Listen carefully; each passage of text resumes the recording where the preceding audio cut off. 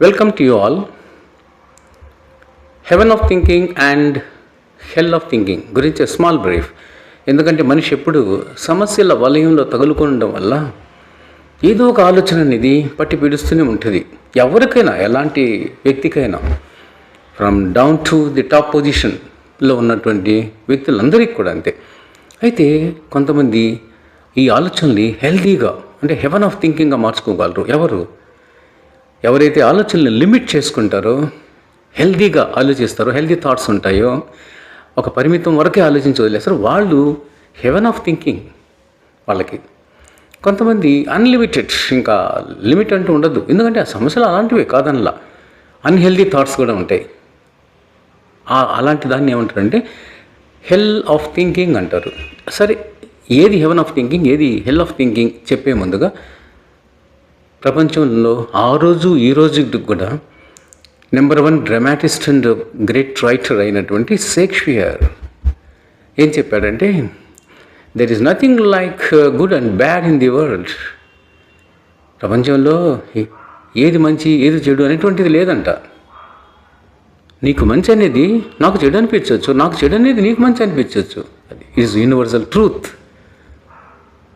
అలాగా. అయితే మళ్ళీ ఇంకో మాట అంటాడు, only thinking makes it so. There is nothing like good or bad, only thinking makes it so. ఆలోచన అనేది మాత్రం అలా కలిగిస్తుంది మనకు, ఇది మంచి ఇదే చెడు అనేది మన ఆలోచన బట్టి ఉంటుంది అని అన్నాడు. తర్వాత షేక్స్పియర్ తర్వాత ది గ్రేటెస్ట్ రైటర్ అంటే second in the world, John Milton. అతను ఏం చెప్తాడంటే ఈ ఆలోచన గురించి, heaven of thinking, hell of thinking గురించి ఒక అద్భుతమైన ఫిలాసఫీ, అది గ్రీక్ ఫిలాసఫీ. ఏం చెప్పాడంటే, ప్యారడైస్ లాస్ట్లో, mind is its own place in itself can make a heaven into hell and hell into heaven. అంతా మనసులోనే ఉంది, మన మైండ్లోనే ఉంది. ఒక విషయాన్ని మనం స్వర్గం లాంటి విషయాన్ని నరకంగా చేసుకోవచ్చు, నరకాన్ని స్వర్గంగా కూడా మలుచుకోవచ్చు అని అంటాడు. ఎలాగో ఇప్పుడు చూద్దాం, ఏది హెల్ ఆఫ్ థింకింగ్, ఏది హెవెన్ ఆఫ్ థింకింగ్ అనేది. హెవెన్ ఆఫ్ థింకింగ్ అనేది ఎప్పుడు కూడా మనిషి చాలా హెల్దీగా ఆలోచిస్తాడు, హెల్దీ థాట్స్ ఉంటాయి అతనికి. లిమిటెడ్గా ఉంటాయి, పరిస్థితి ఎంతన్నా కావచ్చు, ఎలాంటి సిచ్యువేషన్ అయినా కావచ్చు, సీరియస్ సిచ్యువేషన్ కూడా కావచ్చు, పరిమితం అవుతుంది. అలా అన్లిమిటెడ్గా పోడు. ఉదాహరణకి లార్డ్ రామ, శ్రీరాముడు అడవులకి, అదే అరణ్యవాసంకి వెళ్ళాలని ఆజ్ఞాపించినప్పుడు, తర్వాత ఈవెన్ సీత అపహరించబడిన ఆ సందర్భంలోనూ, అంటే ది మోస్ట్ క్రిటికల్ సిచ్యువేషన్స్ కదా. అలాంటప్పుడు కూడా ఆలోచనలు ఒక స్థాయి వరకు వెళ్ళి పరిమితం అయిపోయి, అన్లిమిటెడ్గా వెళ్ళలేదు.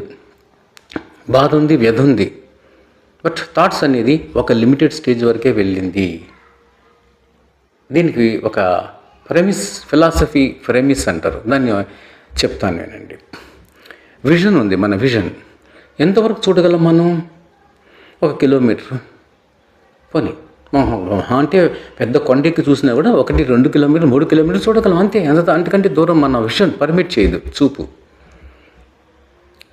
ఏరోప్లేన్ ఆ తర్వాత ఏంటంటే అంత ప్లేన్గా కనిపిస్తుంది. ఇప్పుడు ఉదాహరణ, ఏరోప్లేన్లో పోతూ ఉంటాం, ఒక స్థాయి వరకు మనకు ఆబ్జెక్ట్స్, బిల్డింగ్స్, హౌసెస్, చెట్లు అన్నీ కనిపిస్తాయి. ఇంకా హైట్కి వెళ్ళేసరికి ఏమవుతుందంటే నో ఆబ్జెక్ట్స్. ఈ నేల మీద ఉన్నటువంటి ఎలాంటి ఆబ్జెక్టు మనకు కనపడదు, అంత ప్లెయిన్గా కలిగేసినట్టు ఉంటుంది. ఒక స్థాయి అనేది ఉంటుంది. అలాగే మనకు హీరింగ్ కూడా అంతే కదా, ఎంతవరకు వినగలం అంతవరకే వింటాం. ఎక్కువ సౌండ్ వినలేము, వినిపించింది నన్నన్నా వింటాం, కానీ ఎక్కువ సౌండ్ వినలేము. కొంత దూరం వెళ్ళాక అసలు వినలేము అనుకుందాం. ఆహారం, నిద్ర అన్నీ కూడా అంతే కదా. ఆహారం అన్లిమిటెడ్గా తినగలమా? ఎంతవరకు తినగలం అంతవరకే తినగలవు. 4-5 ప్లేట్లు తినేసి జీర్ణించుకోలేము. ఆహారమే మనిషికి జీవితాన్ని ఇస్తుంది, ప్రాణాన్ని పోస్తుంది. ఆహారమే ప్రాణాన్ని కూడా తీస్తుంది. 5 ప్లేట్లు తినేసి నువ్వు స్పీడ్గా నడిచే ఉంటే పరిగెత్తాల్సిన అవసరం లేదు. బ్రిస్క్ వాక్ చేసినా కూడా చాలు, మనిషి చనిపోతాడు. నిద్ర అంతే. 7-8 గంటల కంటే 10 గంటలు, 11, 12 గంటలు నిద్రపోయేవాళ్ళు ఉన్నారు. జీవితం రోజుకి కంప్లీట్ హాఫ్ డే నిద్రపోయేవాళ్ళు కూడా ఉన్నారు. 12 అవర్స్ నిద్రపోయి 12 అవర్స్ తిరిగేవాళ్ళు. సో అతని బ్రతుకు, అతని యొక్క లైఫ్ ఒక లైఫే కాదనుకో, సరే అది వదిలే. అలాగా ఒక లిమిటేషన్ అనేది ఉంటుంది దేనికైనా ప్రపంచంలో, నిద్రకి, ఆహారానికి, చూపుకి, తాగడానికి, అన్నిటికీ. అలాగే ఈవెన్ థాట్స్ కూడా అంతే. థింకింగ్ అనేది ఒక స్థాయి వరకే అంతకంటే మించి అదే చెప్పాను కదా, శ్రీరాముడు ఏం చేశాడు, అంత క్లిష్టమైన పరిస్థితుల్లో మనోవ్యధలో కూడా చాలా బ్యాలెన్స్డ్గా ఉన్నాడు. ఒక స్థాయి వరకు ఆలోచనలు పంపించాడు, ఆ తర్వాత ఆ ఆలోచనలు అక్కడికి నిలిపేశాడు. చూద్దాం, దాన్ని స్టాయిసిజం, స్థిత ప్రజ్ఞత అంటారు. స్టాయిసిజం అంటే. So that is healthy thought, heaven of thinking అంటారు దాన్ని. ఎంత amidst hassle and bustle of life ఒక లిమిట్ చేసేసామంటే నో హెల్ ఉండదు, ఇంకా హెవెనే ఉంటుంది అక్కడ. అంటే టైం విల్ అలోన్, అంటే అన్సాల్వ్డ్ ప్రాబ్లం, క్లిష్టమైన సమస్య కాలం పరిష్కరిస్తుంది అనేటువంటి ఆ కాంప్రమైజ్ అనేది ఉంటుంది, ఒక స్థిత ప్రజ్ఞత అనేది ఉంటుంది. ఇటువైపు వస్తే హెల్ ఆఫ్ థింకింగ్లో అన్లిమిటెడ్, ఎలాగా పెద్ద సీరియస్ ఇష్యూ కాదు, చిన్న విషయాన్ని కూడా విపరీతంగా ఆలోచిస్తూనే ఉంటారు. సో సంస్కృతంలో ఒక లైన్ ఉంది ఏంటంటే, అతి సర్వత్రా వర్జేత్, too much of anything it's dangerous. ప్రతి విషయంలో కూడా అతి అనేది ఉండకూడదు. అంత అతిగా మనం ఆలోచించినప్పుడు అది ఏం చేస్తుంది అని అంటే, it leads to negative emotions, negative thoughts, negative ఇంటెలిజెన్స్కి దారితీస్తుంది. అండ్ ఇప్పుడు ఫస్ట్ హెల్ ఆఫ్ థింకింగ్ని ఇంకొంచెం కంటిన్యూ చేసి మళ్ళీ హెల్కి వద్దాం. హెవెన్ ఆఫ్ థింకింగ్లో ఉదాహరణకి ప్రెడికమెంట్సే ఉంది. ఎప్పుడు వస్తుంది అసలు ఈ హెల్ ఆఫ్ థింకింగ్ అనేది ఎప్పుడు వస్తుందని అంటే, ప్రెడికమెంట్స్, మనిషి ఎప్పుడు అదే చెప్పాను కదా, సమస్యల వలయంలో తగులుకుంటున్నాడు కాబట్టి ఎప్పుడు ఏదో ఒక ఆలోచన. సో ప్రెడికమెంట్స్, సందిగ్ధమైన పరిస్థితి, ఈ సిచ్యువేషన్లో మనం ఇప్పుడు ఏం చేయాలి అర్థం కాదు.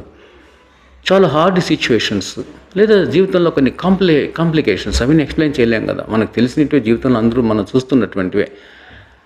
హ్యూమన్ రిలేషన్స్లో ఒక ఫిషర్స్, ఘర్షణలు, మనిషికి ఉన్నటువంటి సంబంధాల్లో, మానవీయ సంబంధాల్లో.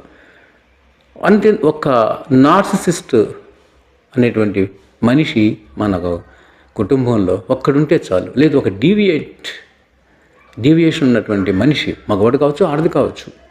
ఎందుకంటే మగవాళ్ళతో సమానంగా ఇప్పుడు ఆడవాళ్ళు కూడా ఉంటున్నారు. స్త్రీలు స్వేచ్ఛ, స్వాతంత్ర్యాలు, హక్కులు, చట్టాలు అనేటువంటి అందమైన ముసుగులు వేసుకొని వాళ్ళు కూడా డీవియంట్గా తయారయ్యి కుటుంబానికి కొన్ని సమస్యలుగా తయారవుతున్నారు. కాబట్టి మగవాడైతేనే మగవాడు తాగుతాడు బాగా విచ్చలవిడిగా, వాడు ఇంట్లో భార్యకు కూడా డబ్బులు ఇవ్వకుండా, భార్య బిడ్డలు పోషించకుండా తాగుతూ తందనాలాడుతూ హ్యాపీగా గడిపేటువంటి వాళ్ళు ఉన్నారు. అలాంటి వాడు ఒక్కడుంటే చాలు, కుటుంబంలో కంప్లీట్ కుటుంబం అంతా నాశనం అయిపోద్ది. అలాగే స్త్రీలో కూడా ఒక్క డీవియంట్ ఉమెన్ ఈ హక్కులు, స్వాతంత్రాలు అనేటువంటి వేషాన్ని వేసుకొని, అందమైనటువంటి ముసుగుల్ని వేసుకొని పరిదగించి తిరుగుతున్నది అనుకుందాం. ఒకవేళ ఈ తాగుబోతాడు వాళ్ళ అదే మాదిరిగా ఒక్క స్త్రీ యొక్క డీవియేషన్ చాలు. సో మ్యాన్ ఆర్ ఉమెన్ ఎవరైనా సరే, ఒక్క డీవియేట్ అనేటువంటి ఒక ఉమెన్ ఉన్నా, మ్యాన్ ఉన్నా, లేదు ఒక నార్సిసిస్ట్ అంటే సైకలాజికల్ డిజార్డర్డ్ ఫెలో, మెంటల్గా డిజార్డర్ అయినటువంటి వాడు ఒకడు ఉంటే చాలు, కుటుంబం సర్వనాశనం అయిపోతుంది. కైకేయి లాంటి స్త్రీ ఒకటి చాలు, కుటుంబం అల్లకల్లోలం అయిపోవడానికి. అప్పుడు ఏంటి, ఎవరికైనా ఆ కుటుంబంలో ఉన్నటువంటి సభ్యులు తప్పనిసరిగా విపరీతమైన ఆలోచనలు పెరిగిపోయి హెల్ ఆఫ్ థింకింగ్, హెవెన్ అప్పుడు ఎలా ఉంటుంది, హెల్ ఆఫ్ థింకింగే ఉంటుంది. అయితే దాన్ని కంట్రోల్ చేసుకోగలగాలి అనేది చెప్తున్నాడు మనకు ఫిలాసఫీ కానీ, సైకాలజీ కానీ. ఏం చెప్తుందంటే, మన వేదిక్ ఫిలాసఫీ కూడా స్టాయిసిజం, అదే మనకు ఎగ్జాంపుల్ కృష్ణుడు, రాముడు. They too have faced lot of hassle and bustle in life, yet they maintain that stoicism. ఆ స్టాయిసిజం వాళ్ళు మెయింటైన్ చేయగలిగారు. ఆ స్టాయిసిజం ఏం చేస్తుందంటే, నీ ఆలోచనని కంట్రోల్ చేస్తుంది, తగ్గిస్తుంది. అలాంటి ఫిలాసాఫిక్ ఫ్రేమ్ ఆఫ్ మైండ్ లేనప్పుడు, మనం కోల్పోయినప్పుడు, నీకు ఈ ఓవర్ థింకింగ్ అనేది, ఓవర్ థాట్స్, సైకాలజీలో ఆబ్సెసివ్ థింకింగ్ అంటారు, ఆబ్సెషన్ అంటారు. ఈ ఆబ్సెషన్ ఏం చేస్తుందంటే నెగటివ్ ఇంటెలిజెన్స్ని, నెగటివ్ ఎమోషన్స్ని, మనసుని కరప్ట్ చేస్తుంది. ఆలోచనలు ఎప్పుడు కూడా ఆసిలేటింగ్లో ఉంటాయి. అండ్ ఒక డెసిషన్ తీసుకోలేవు, ఇన్డెసిషన్ అంటారు, ల్యాక్ ఆఫ్ డెసిషన్. ఎన్నో చూడు దీంట్లో ఉన్నటువంటి ప్రమాదాలు. అంతెందుకు, ఇవి కాకుండా నీ ఫేస్లో ఉండేటువంటి గ్రేస్ అంతా పోద్ది. కళ్ళు ఎక్కువగా ఆలోచించేవాడికి షేక్స్పియర్ చెప్పినట్టుగా కళ్ళు లోపలికి వెళ్ళిపోతాయి. ఫేస్ వీక్, గ్రేస్ టోటల్గా ఎఫేస్డ్, గ్రేస్ ముఖంలో ఉన్నటువంటి గ్రేస్ అంతా కూడా వైప్ అవుట్ అయిపోతుంది. బిహేవియర్ ఎక్సెంట్రిక్గా ఉంటుంది. మంచి ఆలోచనలు తీసుకోలేడు. అంతెందుకు వే ఆఫ్ టాకింగ్ కానీ అతని యొక్క మాట్లాడే విధానంలో కూడా ఒక డిఫరెన్స్ అనేది కనిపిస్తుంది టోటల్గా మనకు. ప్లాటో ఒక మాట అంటాడు, ఎప్పుడైతే ఈ ఓవర్ థింకింగ్ ఉంటుందో అతని యొక్క సోల్ కూడా శాప్ అంటే బాగా పీల్చుకుపోవడం, క్యాన్సర్ లాగా. అంటే సోల్లో ఉండేటువంటి ఆ లైవ్లీనెస్ తగ్గిపోతుంది అని అంటాడు ప్లాటో. సరే, ఇప్పుడు మొత్తానికి hell of thinking and heaven of థింకింగ్లో హెవెన్ ఆఫ్ థింకింగ్ అనేది ఎప్పుడు ఉంటుందంటే మనిషిలో కాంటెంట్మెంట్, ఒక సంతృప్తి అనేది ఉన్నప్పుడు. అండ్ సోల్ సాటిస్ఫాక్షన్తో పాటు కూడా ఏముండాలంటే లైఫ్ పట్ల ఒక కాంప్రమైజ్ అయ్యేటువంటి స్వభావం, రాజీపడే స్వభావం. లైఫ్లో అట్ ఎవ్రీ స్టేజ్ బ్యూటీని చూసేటువంటి తత్వం, at every stage, even smallest. ఒక సైకాలజిస్ట్ అంటాడు, ఎవరు great man in the world, genius in the world అంటే వెరీ స్మాల్ థింగ్స్లో స్మాలెస్ట్ థింగ్స్లో గ్రేటెస్ట్ హ్యాపీనెస్ని ఎత్తుక్కుంటాడు. చూడు, ఒక సినిమా చూస్తే హ్యాపీనెస్, ఒక స్నేహితుడితో హ్యాపీగా, లైఫ్ పార్ట్నర్తో హ్యాపీగా తిరగడం, beauty of life. So smallest, ఖర్చు లేని పని, స్మాలెస్ట్ థింగ్స్లో గ్రేటెస్ట్ హ్యాపీనెస్ని ఎత్తుకునేవాడు ది గ్రేటెస్ట్ జీనియస్ అని అన్నాడు సైకాలజిస్ట్. ఫిలాసఫర్స్ చెప్పేది కూడా అదే. ఆ బ్యూటీ ఆఫ్ లైఫ్ని చూసేవాళ్ళు హెవెన్ ఆఫ్ థింకింగ్ అనేది ఉంటుంది. హెల్ ఆఫ్ థింకింగ్ ఎవరిలో ఉంటుందంటే అసంతృప్తి, జీవితం అంతా అసంతృప్తి వాడికి. అండ్ సాటిస్ఫైడ్, ఓవర్ అంబిషన్ ఉంటుంది. ఇంకా ఇంకా ఇంకా ఇంకా సంపాదించాలా, ఇంకా పొందాలి, నెంబర్ 1 రెప్యుటేషన్ రావాలి నాకు. 2 బిల్డింగ్లేనా, అయ్యో నా ఫ్రెండ్కి లేదా మా బంధువుకి 4 బిల్డింగ్లు ఉన్నాయి ఆ సిటీలో, నేను కూడా 4 బిల్డింగ్లు కొనాలి. Unlimited ambitions. ఇవన్నీ మనిషిని ఏం చేస్తాయంటే, లేదు కొంతమంది చూసి జలజీ, ప్రెజిడిస్ పెంచుకుంటూ ఉంటారు. ఇలాంటి ఇల్ థాట్స్, ఈ ప్రెజిడిసెస్ ఇవన్నీ కూడా మైండ్ని కరప్ట్ చేసేసి హెల్ ఆఫ్ థింకింగ్లోకి తోసాడు పారేస్తుంది. కన్క్లూషన్లో ఒక మాట, అదేంటంటే డాక్టర్ సర్వేపల్లి రాధాకృష్ణ ఏం చెప్పాడంటే, we are trained to read the books but not trained to think properly. మనం పుస్తకాలు, ఆ పుస్తకం ఈ పుస్తకం ఎలా చదవాలి, ఎలా చదువుకొని ఎగ్జామ్స్ రాయాలి, ఇలాంటివి నేర్చుకున్నామే తప్ప, అలాంటి ట్రైనింగ్ పొందామే తప్ప మనం చదువుల్లో. Not trained to think properly. చక్కగా ఏ విధంగా ఆలోచించాలి, మన యొక్క ఆలోచన సరళి, వే ఆఫ్ థింకింగ్ ఎలా ఉండాలి అనే దాని గురించి మనకు ట్రైనింగ్ లేదు, పొందలేదు మనం. That is the defect in our educational system అని అంటాడు డాక్టర్ సర్వేపల్లి రాధాకృష్ణ. ఎందుకంటే ఆయన ప్రొఫెసర్, టీచర్ కాబట్టి. This is about haven of thinking and hell of thinking. Thank you very much.